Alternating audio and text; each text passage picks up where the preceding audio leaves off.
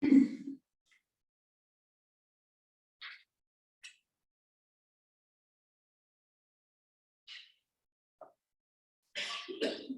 evening. I'm Heather Stone, Vice Chair of Democrats Abroad Israel. I am the moderator for this event. This evening, we are honored and delighted to have as our guest in our Community Spotlight series, Dahlia Lithwick. Dahlia Lithwick is a senior editor at Slate, and in that capacity has been writing her Supreme Court dispatches and jurisprudence columns since 1999. Her work has appeared in the New York Times, Harper's, The New Yorker, The Washington Post, The New Republic, and Commentator. Dahlia hosts Amicus, of which I am a big fan. Slate's award-winning biweekly podcast about the law and the Supreme Court. Dahlia is the recipient of numerous awards and honors and has held visiting faculty positions at the University of Georgia Law School, the University of Virginia School of Law, and our very own Hebrew University Law School in Jerusalem. She has appeared on CNN, ABC, the Colbert Report, the Daily Show, and is a frequent guest on the Rachel Maddow Show. She earned her BA in English from Yale University and her JD degree from Stanford University. Her new book, which is absolutely fabulous, and I urge everyone to go out immediately and get it and read it if you haven't already, is Lady Justice, published by Hillman Prize, and it is a New York Times bestseller. Dahlia is going to talk this evening about some highlights from the docket of the US Supreme Court, the leak of the Dobbs decision and the investigation, if you can call it that, into the leak, and what we can do to protect our rights when the conservative court is actively narrowing and terminating those rights. Dahlia, it is such a pleasure to have you here this evening. I have been a fan of yours for such a long time, and I'm a regular listener of your podcast. You translate the law for the layperson so well. I'm sure our audience will benefit from the way you break things down for us tonight. So let's get started with some of the highlights from current US Supreme Court docket, from the current Supreme Court docket. The court is hearing some cases concerning voting rights, indigenous rights, environmental protection, affirmative action, redistricting. There's independent state legislature theory and disability rights, among others. So take your pick, Dahlia. What would you most like to talk to us about where the conservative majority of the Supreme Court is moving, and what are the risks that lie out there for our democracy? So first of all, I want to say thank you to Heather, thank you to Ike, thank you for bringing me to this gorgeous spot that I might not otherwise have known about. And I want to just be very mindful, I'm sure it will come up in the questions, that we are in a really amazing analogous moment in terms of anxiety about Supreme Court, both here and in the United States, and in some ways, in really fascinating ways, mirror image anxiety about Supreme Courts and this conversation about what is judicial activism, what is judicial overreach, how do we appoint our judges, what do we think about when we think about jurisdiction stripping. It's sounding in a really profoundly familiar key sitting here right now in this moment, and I just am very mindful of the kind of alarming symmetry on both sides, and I don't purport to be any kind of expert on the Israeli Supreme Court, but I can't not say that so many of the things we're going to talk about are very, very much familiar here as well in this conversation. So in terms of this year at the United States Supreme Court, I think it's fair to say it's a carryover from last year.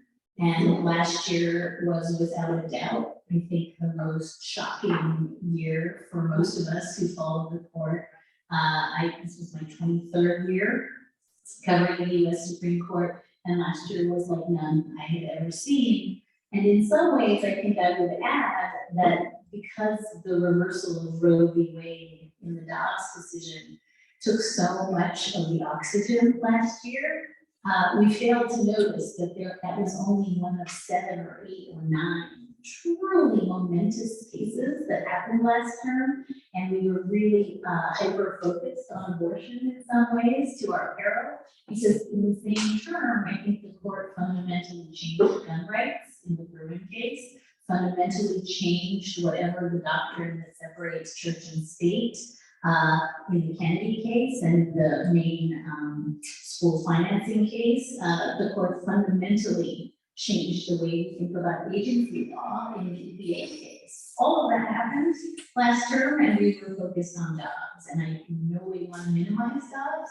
but I want to say, like last year, even if Dobbs hadn't happened, would have been the most stunning year of my career, and we missed it, a lot of it, because of what happened to abortion. And I think this year, I would say, in many ways, everything the court didn't get to last term, they got to this term. And so this is an incredibly important term, all the cases that Heather just mentioned and more. And the leak over and above that, and real questions about public confidence in the court, which is now at 22, 23%. The Israeli Supreme Court is doing much better in terms of public confidence and polling than the American Supreme Court. And so the court is in this truly transformational, I would say, existential moment in the United States.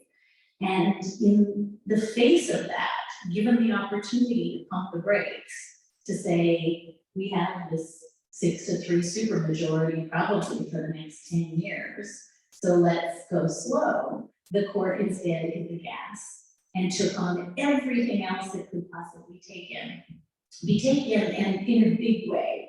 And I know we're going to talk about some of the themes around that, but I would say, if there is sort of one salient theme that shoots through this term at the court, I would say it's race. If last year's cases really turned on religion and abortion, I think this year's cases, whether it's the Indian Child Welfare Act, which is, I think, going to be struck down, whether it is affirmative action in college, which I am almost certain will be struck down, Merrill, which is the racial, the ability to enforce Section 2, what's left of the Voting Rights Act in terms of race and voting. I think we're going to see the end of what's left of the Voting Rights Act. And so the big theme this term, in addition to, we will talk about the independent state legislature case, because I think it's really kind of, again, existential as to the future of court power, and thus relevant to what's happening in Israel. But I would say, I think each of the cases that I just noted has this theme of, if the 14th Amendment was supposed to protect against discrimination, that means it needs to be colorblind. And so that what you're seeing, both in the voting context, in the affirmative action context, and also in the Indian child welfare case, is an insistence that if you give any benefits or privileges to minorities who were vulnerable in the past, you are discriminating against white people, and that is unconstitutional. And that shoots through all of these cases in a way that's really profound. And I would maybe just note that it's not an accident that the other big change at the court, at the US Supreme Court this term, is that Ketanji Brown Jackson has been seated, replacing Stephen Breyer. And she has been a clarion voice, probably the clearest voice I have ever heard, saying whatever else the 14th Amendment and the Reconstruction Amendments were intended to do, it was not to protect white people from discrimination. And that if you go back and you look at the drafting of those amendments, they were clearly and explicitly drafted to make sure that free enslaved people had something close to an equal opportunity to participate in democracy. So the idea of sort of upending that now and using it to set aside affirmative action, using it to set aside, a landmark piece of legislation to protect Native American children from being streamed into families where their tribal consciousness is gone, If you look at all of these cases, it's really, really clear now that the 14th Amendment has been stood on its head and is being used in every one of these really landmark cases to say that the 14th Amendment was intended to be colorblind, which those of us who sort of think about the history of the Reconstruction Amendments very hard know is simply not the purpose of the Reconstruction Amendment. So I'll stop there, but I think that's the theme of the term. Okay, great. So we're gonna try without the mic for a few minutes and Okay. see if that's better without the mic. Is the mic freaking people out at home? No, I think it's, yeah, it's freaking people out on Zoom. Sorry, Zoom people. Sorry, Zoom people. Make sure that you all can hear us here in the room. So that's really interesting, Dahlia, what you said about race coloring this and Ketanji Brown Jackson, her clarion voice being a voice that is using the same kinds of literal construction of the originalism of the 14th Amendment to battle. Yeah. That's really interesting. So thank you very much for that. So can we talk a little bit about the independent state legislature theory case? Because I think that that's really going to be the one case that takes everything apart. If you agree. Yeah, no, it is the most important case nobody has ever heard of. And I would also say it is the most important case that nobody can understand because it's so hyper technical. But essentially, this is a case, it comes out of a North Carolina gerrymander.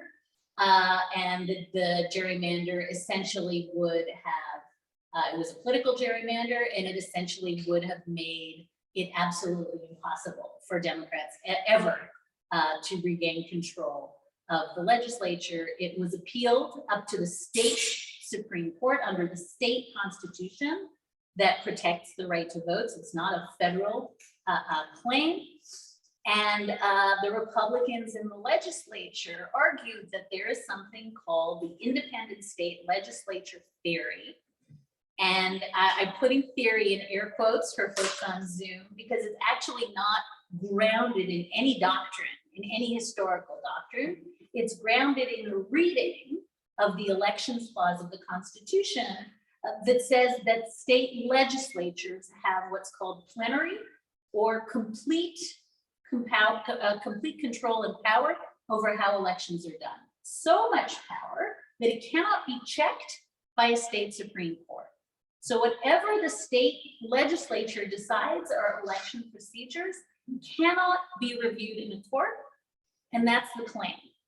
And if this sounds a tiny, tiny bit familiar, this is the theory that Donald Trump and his lawyers like John Eastman were pushing in the 2020 election. They were saying state Supreme Courts can have no say whatsoever. This is 100% in the ambit of state legislatures. And if a state legislature up to and including wants to throw out the state of designated electors and pick their own electors, that can't be reviewable by a court. That's up to a state legislature. And that's why we say the word theory, because the only place this idea had been floated previously, at least in doctrine, was in Bush v. Gore.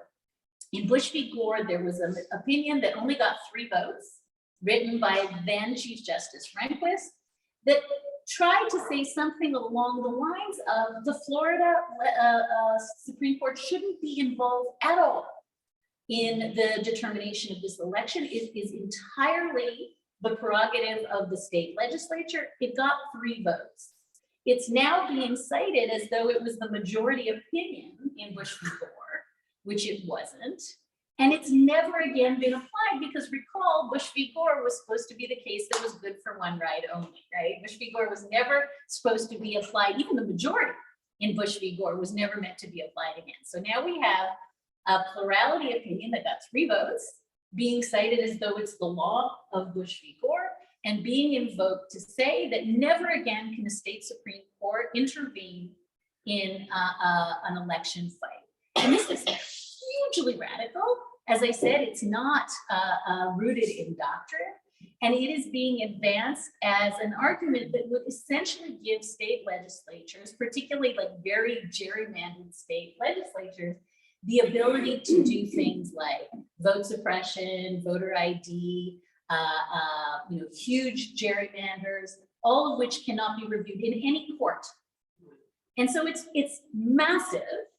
I will say that for those of us who watched this and said, there is the future of elections in the United States, it will be determined by state legislatures who set up procedures to protect their own power. It didn't go as well at the Supreme Court when it was argued for the Republican North Carolina legislature. It felt to those of us watching that Justice Kavanaugh was not on board for this broad theory of unreviewable power to state legislatures, and that Justice Amy Coney Barrett also felt that this was too much. It was too big a swing. So Did you feel that they were more persuaded by things that Judge Lithwick was putting forward? I know he's a conservative guru to many of them. One of the things that's interesting about this case is that Michael Lithwick, who was on the short list for the seat that eventually went to John Roberts, who is one of the most important conservative legal minds of our lifetimes, came out rabidly against this theory and actually wrote an amicus brief and has testified before Congress, has essentially said, this is utterly implausible and indefensible. It will mean the end of democracy. I mean, this is the end of democracy. And so you're quite right when somebody like that is standing, there saying this is insane. It's not actually grounded in anything and the consequences will be catastrophic.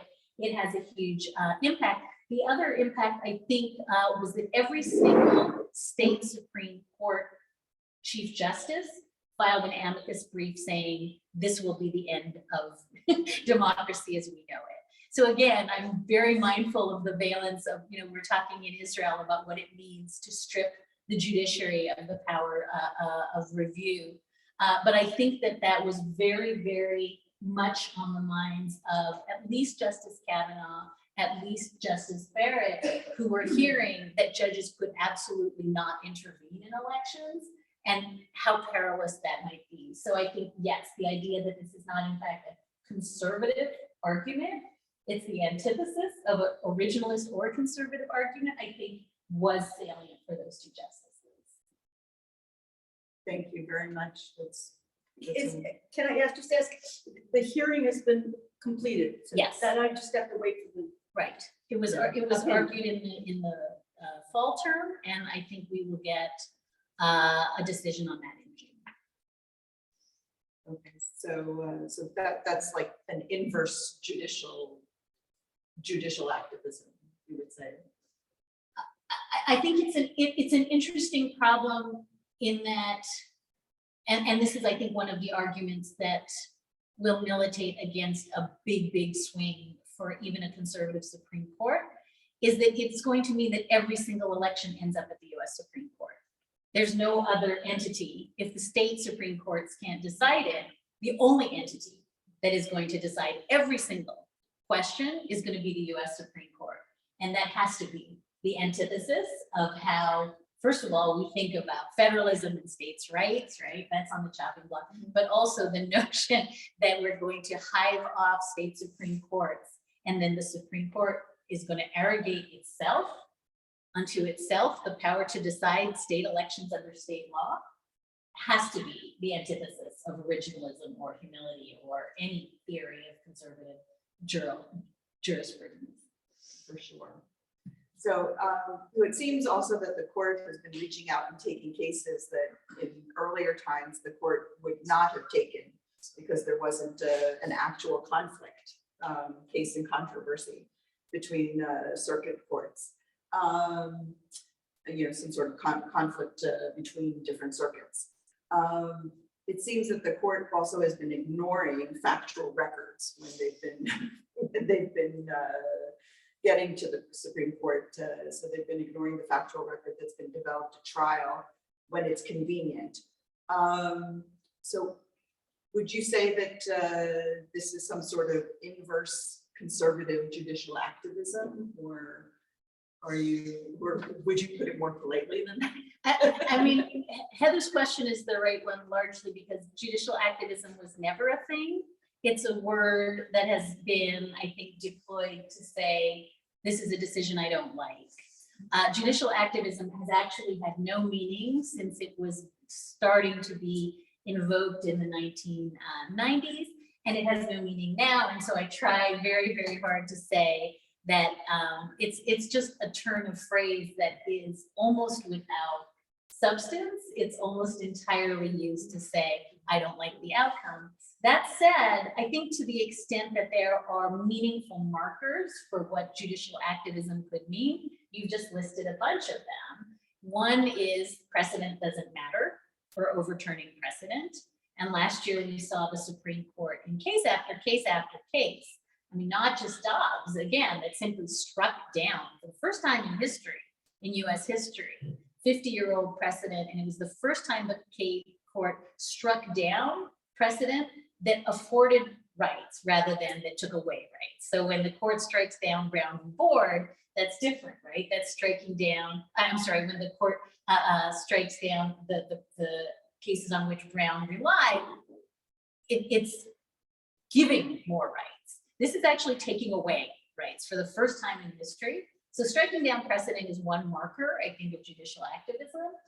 Another marker of judicial activism is, as you said, no conflict between two circuit courts. So you don't even wait for it to percolate up amongst the courts of appeals. You simply reach out and take it before there is a conflict. And that's one of the rules of what the court's supposed to do. Another thing that I think is really important, and this has changed dramatically, is that a lot of the things that we are now seeing happening at the Supreme Court are happening on the shadow docket. So the shadow docket is another term of art, and I'll just explain it. For the longest time, the court, when it decided cases on an emergency basis, and every court has to have the mechanism to decide a court on the emergency basis. They were almost all death penalty cases, by the way. You don't have time to sit around when somebody's about to be executed. They would be decided on the so-called shadow docket, which means that it was an emergency order. There was no briefing, there were no arguments, it just happened. And that's by necessity. What the court has started to do is to rely on its emergency docket to decide substantive cases. And so the best example of that are the COVID cases, all of the cases that came up to the court that had to do with limitation on attendance in houses of worship during COVID. Those come up on the shadow docket. There's no briefing, there's no argument. We don't know what the record is because there is no record. The court just issues an opinion, sometimes at midnight, sometimes they write 3 lines.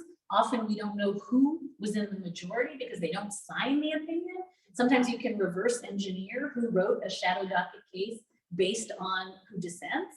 SB 8, you may recall this time last year when the court allowed that Texas vigilante law that let you collect a bounty if you could hail into court somebody who aided or abetted an abortion.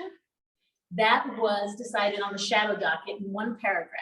There were no arguments, there was no briefing. So this is really worrisome if you think about the court that has, right, the power, infinite power, uncheckable power to decide cases, if they're doing it and not telling you what the reasoning is, and they're not telling you what the law of the case is. One of the most interesting things that happened after the COVID cases was that when the court would simply say, the archdiocese wins, the New York regulations about how many people can attend worship services, and you don't know what the law is, you just know what the outcome is. And then in the next case, the court cites that as precedent, as though that's the law. And you have district court judges around the country trying to parse what a 4-sentence order was and how to apply it in future cases. So the 2 things that I think are really alarming about the shadow docket are A, that things were happening in the middle of the night without ever being argued, without ever being briefed, but then they're applied as precedent. And so last year at this time, right before last term started. We had remain in Mexico policy was decided on the shadow docket.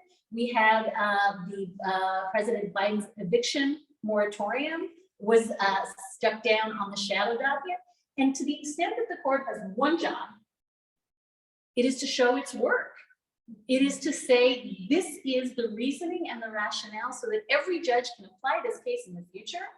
And if you get a 3-sentence kind of perfunctory order that comes down at midnight saying, you know, Joe wins, Joe loses more often than not, it's very, very hard to know what the law is. And that's really kind of power divorced from actual legal reasoning. And my good friend Steve Vladeck has a book that's coming out about the shadow docket this May. But the thing I will say about it that's really alarming is the use of the shadow docket to decide merits cases has skyrocketed in the last 10 years. And we are seeing more and more and more decisions that are made late at night that don't actually have legal process undergirding them. And it dovetails with the thing I know we're going to talk about in a minute, but when you have a court that has public approval ratings in the 20s, and the court is declining to show its work, the court is kind of just saying, this guy wins, this guy loses, best of luck, drops mic. This is not the court doing anything to win back public confidence. Absolutely, absolutely. Dahlia, let's talk now about Dobbs and the leak. The Dobbs opinion was leaked last term. And then there was the recent report by the marshal of the court, if you can call that report a report. You interviewed Jodi Kantor of the New York Times, and she reported on the investigation. And she also reported on an earlier leak on the Hobby Lobby ruling, not the opinion, but just on the votes. Can you tell us a little bit about the leak and the investigation and what the lasting effect of that episode might be on the court? I mean, I think that everything that I have said till now, and I say this with regret, has sounded in the key of partisan, for which I apologize. But I think that the issues around the courts, the leaking of Dobbs, the violation of ethics rules at the court has absolutely catastrophic circumstances and consequences that are not partisan. It is simply a fact that never in the history of the US Supreme Court has an entire opinion leaked. It's just never happened. We've had whisper campaigns after the Affordable Care Act that, you know, John Roberts had changed his vote. We had some clerks after Bush v. Gore talk to the press about how some of the voting went. But to have the entire substance of the opinion leaked to Politico in May of last year is shocking and unprecedented. So it's not just that somebody at the court saw fit to leak Dobbs. It's that the court absolutely now is in a moment of chaos. Nobody who covers the court will dispute that we have justices who are not talking to each other, justices who do not trust each other, that something fundamental has broken at the court. And actually the justices have spoken about this openly. Justice Thomas gave an interview last spring where he essentially said, you know, the trust is broken. And, you know, I miss Chief Justice Rehnquist because he did a better job kind of riding herd over us. But there's a real feeling, I think, on the bench right now. And I should add that this is, I have to say, exacerbated by justices who declined to wear masks when one of them, Sonia Sotomayor, is immunocompromised. She has diabetes. So just to be clear, this is not just the leak, that you had throughout my career, friendships, the famous friendship between Justice Scalia and Ginsburg, the famous friendship between Clarence Thomas and Justice Breyer. It has always been the case that the justices privileged their friendship and their relationship and the regard for the institution over partisanship. And I truly believe that is broken now. And you see it in oral argument. You can read it in their opinions that something is gone, and I don't think it's coming back. And so as to the Dobbs leak, I think it is fairly clear that when the Chief Justice said, I am going to have this investigated, you know, he called the act of leaking catastrophic for the country. And then he picked up the phone and called the marshal of the court. And the marshal of the court, to be clear, is the person who makes sure that when you stand on the line in the court, you stand quietly. They're very good at keeping order on the plaza in front of the Supreme Court. They are extremely good if you can't find the locker where you put your coat, they will get it back for you. What they are not is Harriet the Spy. What they are not is Encyclopedia Brown. They are not in any way fit to do an investigation of something that is clearly a criminal act. And so when we got, Marshall Curley gave us the report on, we did a really deep investigation and we don't know, and we're probably never gonna know. Oops. The real thing to take away from that is that had the court tasked someone who could have done a meaningful investigation, we might have found out who it was. It felt like a cover-up because it was a cover-up. And then you may recall the day after we got the report saying we don't know and we will never know who leaked Dobbs, they had to give a supplemental report to say, by the way, it is true that we questioned all the clerks and the cafeteria workers and the elevator operators with threats of, right, they had to sign affidavits with threats of criminal penalties. What we forgot to say was that we chatted with the justices, and the marshal's word was that we had an iterative process with the justices where they asked questions and we asked questions. No threats of criminal sanctions, no affidavits, no spouses were questioned, no children were questioned of the justices. It was iterative, which is, I guess, code for like there was tea and macaroons, but the justices were under no threat and there was no need for them to tell the truth. So if you were going to signal that this was unserious, that addendum was really sort of the last nail in the coffin. Having tasked someone who works for the court to investigate the court, then having her say, by the way, we just asked the justices some questions. They may or may not have told us the truth. And so I think that, you know, I put this in the bucket of things that the court has done to hurt itself. If the court had taken on a serious investigation, don't forget, Justice Alito said, you know, justices' lives are threatened. Somebody is going to die because of this leak. That's how seriously they took it. But then they didn't take the investigation seriously. And what that signaled was that they didn't want to know.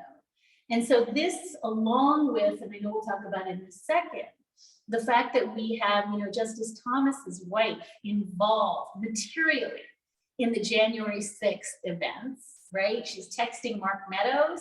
She shows up that morning at the rally, and Justice Thomas does not recuse on January 6th cases. In fact, he writes a dissent by himself.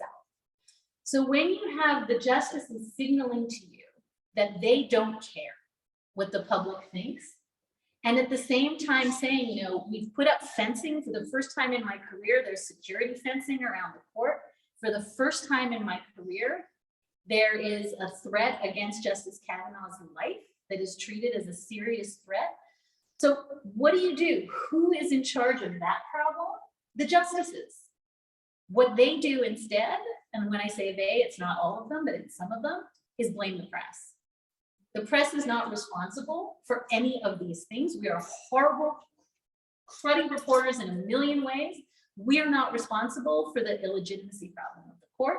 The court is responsible for it. And at every turn, given the option to fix it, the court has doubled down and made it worse this year. So, Dahlia, according to the recent polls, as you mentioned, the level of public support for the Supreme Court is at an all-time low. So my question is, can the Supreme Court regain a level of respect in the eyes of the American public? What would it take? Or has that been irrevocably shattered? And will people want to clerk for the Supreme Court or in the future or after all of this? Or do you think that people will decline to participate in the Supreme Court? The US Supreme Court is singular in one way. And you can go back and read the Federalist Papers. This was by design. It is designed as the weakest branch on purpose, right? The court gives itself the power of judicial review in Marbury versus Madison, but the court has neither an army nor a budget, right? The Federalist Papers put it this way: they're neither the power of the purse nor the sword. The only power the US Supreme Court has, the only power, is public legitimacy.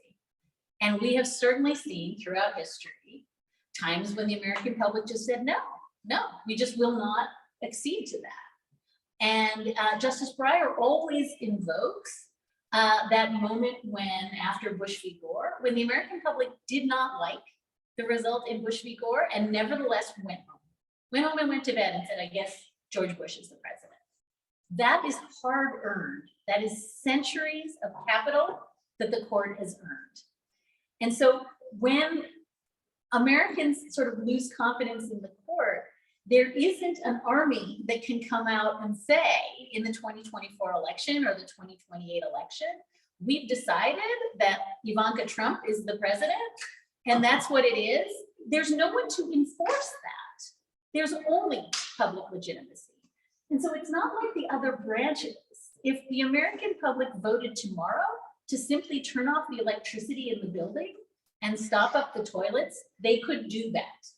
There is nothing stopping that from happening except public confidence in the court. And for a very long time, the public didn't believe that. And now the public does, right? That is why, we don't have Little Rock anymore, right? That's why we no longer have the famous apocryphal phrase, which was never actually said, Justice Marshall has declared the law, let him enforce it, right? Over the Trail of Tears, the Cherokee evacuation. None of that happens anymore. Americans go home and go to bed. When the court says, Citizens United, we ended campaign finance reform, Americans go home and go to bed. When the court says Roe v. Wade is over, Americans are very mad and they go home and they go to bed. But when you are at 22, 23, 24%, the question is, how long does that go on? And I think that, again, it has analogs here, right, to what's happening here, which is that public legitimacy is entirely ephemeral. It is a feeling. It's not a law. It's a norm. And as long as people want to abide by the norm, that what the court says is law, then the court has power. And when the people say, I no longer choose to abide by this norm, it goes away. And the reason this is so chilling, and I think, again, I'm trying to be nonpartisan, is that in any country in which the rule of law matters, you want a court to be legitimate. It's not a partisan problem. You want the court to be legitimate because if and when the court decides the 2024 election or the 2028 election, if the American people do not agree with that outcome, then the election gets decided on the streets, right? That is the opposite of the rule of law. And so if you believe, and I do believe, that we want our courts to be legitimate, then when the court squanders the legitimacy on its own state, and by things that are, as I say, eminently fixable, then that's something I don't think is regained. And what I worry about is that instead, and again, we're seeing it here, instead of having a meaningful bipartisan conversation about what does a legitimate court look like, and how do we select a legitimate court, and how do we protect a legitimate court, we are now having, at least in the United States, sort of internecine fights about who is to blame. And so Elena Kagan, who is the most temperate public speaker ever to roam the earth, not a flamethrower, gave a speech in the fall in which she said, when the court behaves as a political body, it really undermines its legitimacy. And some of the other justices just came out swinging and blaming her for undermining the court's legitimacy. So we are in sort of a full-on shoot the messenger moment where the justices are blaming each other. They're blaming the public. Again, this is happening here, right? The public is to blame for protesting about court reform. And what I worry about, and I say this, from the bottom of my heart, is that if you don't have a functioning court, you don't have the rule of law. And so we should be fighting tooth and nail to have a court that is functional. And instead, I think, at least in the United States, we are now fighting about who's to blame for the fact that the court isn't functional. And my really deeply held view, and it slightly goes to your very last question about who wants to clerk on the court.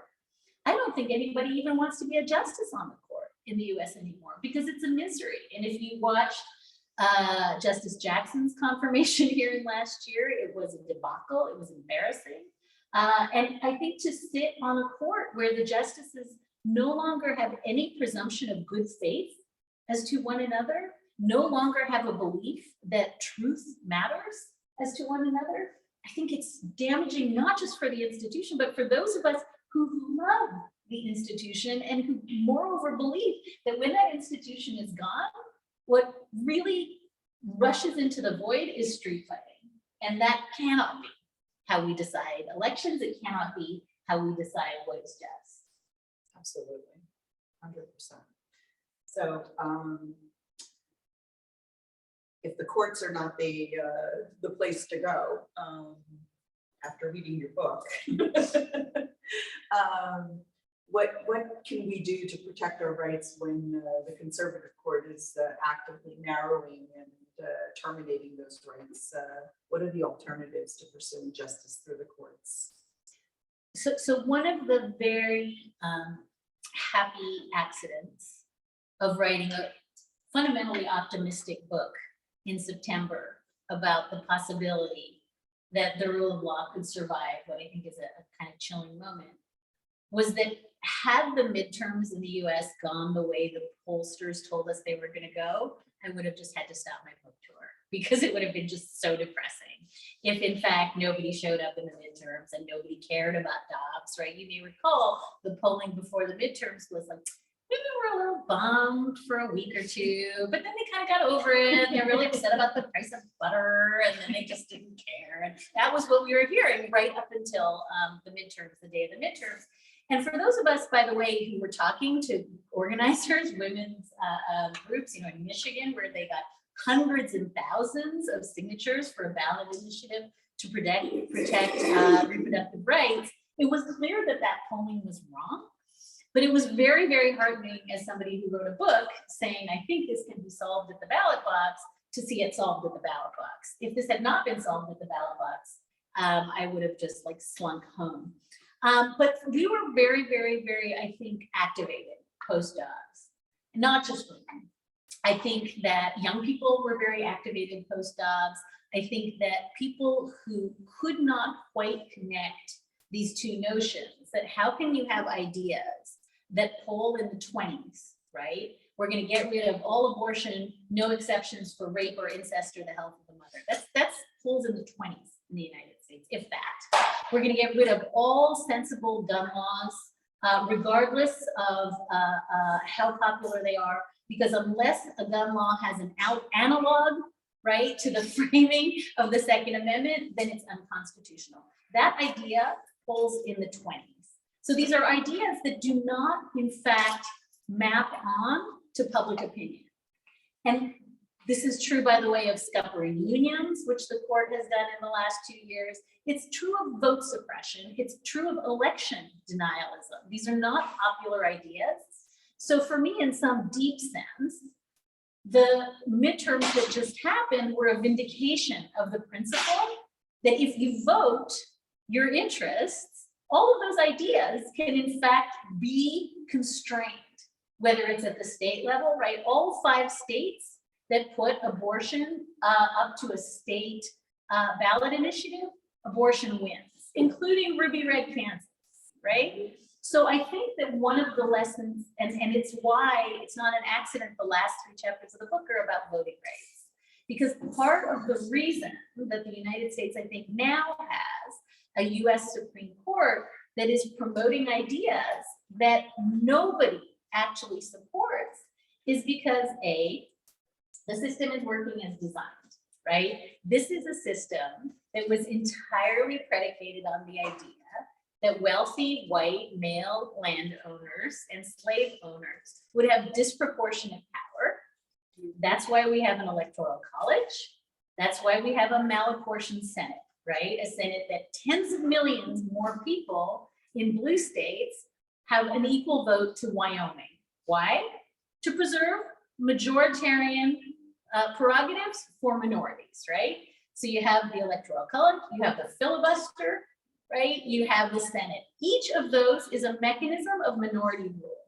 So when those mechanisms work, people shouldn't be surprised. And when you get 5 of the 6 current Supreme Court justices were appointed by presidents who lost the majority vote, right? Minority majority presidents, ratified in a Senate that represented the minority of popular opinion. And then 5 of those, so 5 of the 6, right, were appointed by presidents who lost the popular vote. They're ratified by senates that don't represent majorities. And then you have a court that through Shelby County, right, does away with Section 5 of the Voting Rights Act. And through Brnovich, does away with Section 2 of the Voting Rights Act. And then through Rucho, does away with the idea that partisan gerrymandering can be adjudicated. So you have a court that is participating in suppressing the vote. This is a perfect circle, working exactly as it was intended. And so until and unless I think people can connect the idea that the court isn't just like, oh, I don't like Dobbs, you know, I didn't like the outcome in Bruin. That's not the problem. The problem is that if the court is making it harder to vote, and then Justice Alito says in his Dobbs opinion, women are not without electoral power. If you don't like this, just go vote. Except, by the way, in Georgia, you have to stand in line for 9 hours, right? And you can't bring somebody water while they're standing in line because that's now a crime in Georgia. So I think we just have to be crystal clear in the conversation. And this is actually where the United States is, I think, different from what we're seeing here, is that the court is actively participating in suppressing democracy. And I think Dobbs was a huge wake-up call. I think a lot of people who had a lot of magical thinking about the Supreme Court, you know, it's essentially this oracular institution, and these people tell us they call balls and strikes, and they sort of shuffle around, you know, saying that they're umpires and we believe them. So Dobbs was a real reminder, I think, in a good way, that we participate in this. And maybe the last thing I will say about this is that I know it is very fashionable, particularly among progressives, at this point in the conversation to say, you know, who I blame right now? I blame Ruth Bader Ginsburg. It is all her fault. If she had retired, we would not be in this mess. And my answer to that is true, but the but part of it is we went into the 2016 election in the United States with 1 vacancy that had been held open, right? The seat, Antonin Scalia's seat, had been held open for months.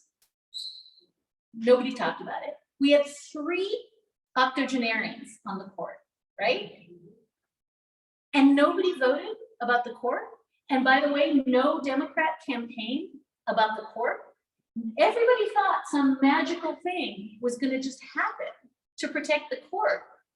And so my view is, and by the way, the statistics bear this out, right? By a 2-to-1 margin, people who prioritized the US Supreme Court in the 2016 election voted for Donald Trump. And by the way, many of them did not like him, but the court mattered. People who said, you know, oh, I don't know, but her emails, not really about Hillary. You polled on it and you figured it out. And you put together a list of candidates, and that's what he meant on. Yep. So to some degree, while it is very, very comforting to blame Justice Ginsburg, I think that her view of the matter was that elections really actually count for something. And that if you cared about a court in which there were 3 people who were 80 and 1 open seat, you might have showed up to vote about the court. And so I'm not saying that to scold anyone. I'm just saying that this is a democracy problem. It's not a court problem. And it is a fixable democracy problem, but it requires thinking strategically and tactically and politically about the Supreme Court, which is something that the Federalist Society has been doing for 30 years. And the Democrats have been doing since June 24th.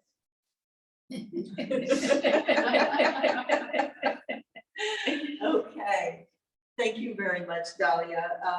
Do we have any time left? We have 10 questions? yeah, we have 10 minutes Great, until 8. okay.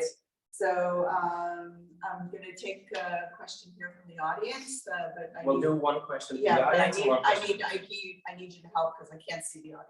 So. Of course. I think you had your hand raised first. Just tell us your name, please, as well. My name is Sarah Beth Lucan. I'm wondering how you view the role of Congress vis-a-vis the Supreme Court, because Congress does have the power over the Supreme Court. It has a budget, it has an investigator, it has an oversight, and somehow it's also not an issue in congressional elections.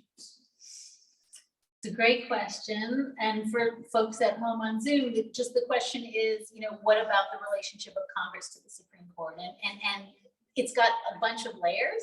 And probably the most important layer is one of the reasons that the US Supreme Court has arrogated so much power to itself in the last 70 years is the supine Congress, right? If Congress was doing its job, the court would do less.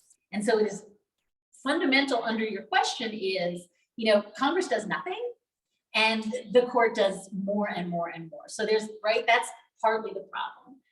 But you're also right that Congress could fix a lot of this. And there are a whole bunch of really interesting bills, particularly ethics bills, right? I mean, I flicked at this, but I'll say it explicitly. The 9 justices on the Supreme Court are the only people who are not bound by the canons of ethics rules that every other federal Article 3 judge is bound by. At the Supreme Court, it's taken as advisory. The ethics rules, the Chief Justice has used the language of, we consult the ethics rules, the way you consult the weather. And whether they are bound by it or not is entirely up to them, which is why they're not in any way bound by the ethics rules. And Congress has been slowly taking it upon itself to say, if the court cannot create an ethics canon that binds the justices, we will do it for them. And by the way, that extends to other questions about, what feels like an unconstrained court. And so there are now bills being proposed, not just on the ethics front, but for instance, term limiting the justices, right? The US Supreme Court is the only court that has lifetime tenure. So talking about term limits, there's a proposal to have each president can nominate 2 justices and they cycle out and they're no longer timing their retirements for partisan. So all of this can be done by Congress. I will say this is, and I think this is under your question, absolutely not a priority. Absolutely not a priority for Democrats in Congress. And President Biden, you may recall, after the 2020 election said, I'm going to really study this. I'm going to really think about court reform as a meaningful prong of what I do. And his answer to that was to convene the super smart blue panel, bestest, smartest, greatest law professors of all time, who thought about these issues structurally for a very long time, wrote up a report. And the report, as best as I understand, is sitting on President Biden's desk. There's been no meaningful gesture toward trying to enforce any of it. And I think it goes to this, so you're exactly right, Congress could do lots of things. There is the last thing I'll say, a question about separation of powers. There is absolutely a problem if the court is told by Congress, here are the ethics rules, you couldn't agree upon them, we are foisting them upon you. There's a real question that the court would say it's unconstitutional. You can't tell us what to do. So that I think is part of the reason that it doesn't move. But I think the larger reason is kind of goes to what I said at the end of the last comment, which is the notion of organizing and thinking strategically about the court has had such asymmetry in the United States that there's no pressure at all from the public to do anything about the court. Well, and I'll just add on to that, that in light of the fact that the House of Representatives is now under Republican control, there's nothing that will happen with that report now. But if we take back the House, keep the Senate, keep a Democrat in the White House in 2024, it's possible to see that would change after 2025. So we have one question from Zoom, from Shari Eshet. How is all this affecting the curriculums of the law schools in the US today? Are they learning precedent, which is not precedent at all, for example? Or does it depend who is teaching the class, I suppose? So Shari's a ringer. They sent her in to ask the hard questions. Yeah, it's been a really interesting year in the academy, because as I said, it's not just abortion. It's not clear what the law is in a whole bunch of different contexts. We don't actually know what the law is after Bruin about what is a gun regulation that will pass muster. You all probably know an appeals court recently said that it's unconstitutional to have a state law that takes guns away from an accused adjudicated domestic abuser, and that law is unconstitutional largely because there was no such thing as domestic abuse at the time of the drafting, right? So that's where we are. And it's very, very hard for law schools to teach, what is the law of church and state? The Lemon test is kind of gone. That's the test that's been used for a half a century to determine whether there was an establishment of religion. That law is gone, but in its place, we don't know. The BA case, which we talked about briefly, we now have something called the major questions doctrine, which is a doctrine that is, I think, made up out of cotton candy and Skippy peanut butter. And that's supposed to be the law that determines now whether an agency, whether you defer to an agency's findings. So part of what is really hard, and again, this is not a partisan problem, is when the court gets rid of old tests and doesn't construct a new test. It's very, very hard, not just in law schools, to know what the law is. It's hard if you're an agency lawyer trying to figure out, okay, so I've got the Clean Water Act. Is this regulation constitutional? I don't know what the rule is anymore. If you're a lawyer in a school board and you've just heard a case that says that the coach can pray on the 50-yard line with his students after a football game, that doesn't violate the Constitution, I don't know what the law is anymore. And so it's really a double-barreled problem of uncertainty. And I think that if you believe in anything with regard to the rule of law, it's that certainty, right? Predictability. What is the next case going to be? Has to be the linchpin of any constitutional democracy. And what we've seen is the court kind of send a lot of precedent through the wood chipper and replace it with something that feels like feelings in a lot of cases. And that's really worrisome. And so just to the question of what's happening on campuses, I will say that the good news is a lot of constitutional law professors have started to say that if this is just about sort of power and feelings, then I guess I'm going to teach the Constitution as a matter of power and feelings. I'm not going to try to say, and then this precedent, and then this case refine the precedent, and now there's a three-pronged test. I'm just going to be very realistic about this is where we are. And so what I have actually noticed, just touring around with the book this fall, is some sense actually of energy on campuses that comes from the idea that law has always been posited as a set of constraints.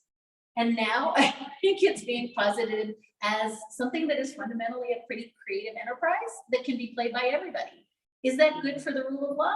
No. But is it very, very fun to be on campus where people are freed from the sort of hegemonic control of this is what it's always been? Kind of fun. Kind of scary. Kind of scary. Kind of scary if you ask me. Yeah. Someone who went to law school ages ago. Okay, so. You want to conclude? No, go ahead. It is 8, and unfortunately, we have to conclude at this moment. I'm sorry for everyone who didn't get a chance to ask a question, but I did want to thank Dahlia for coming and for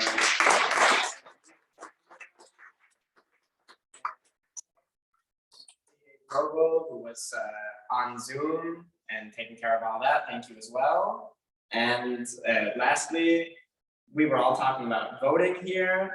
If anyone here is not yet a member of Democrats Abroad, there's a few different QR codes which you can scan over there, which will help you register to vote for 2023, as there is city-wide elections State, going on? state legislature. State legislatures, even Yes. more, okay. There's Virginia, there's a Wisconsin, Supreme Court, yeah, so, yes. So if anyone hasn't done that yet, please direct yourselves. There's 4 QR codes over there. And thank you all for being here tonight. And I'm happy to answer any questions here if anybody didn't get to. Yes. Also. I'll just sit here. Thank you very much.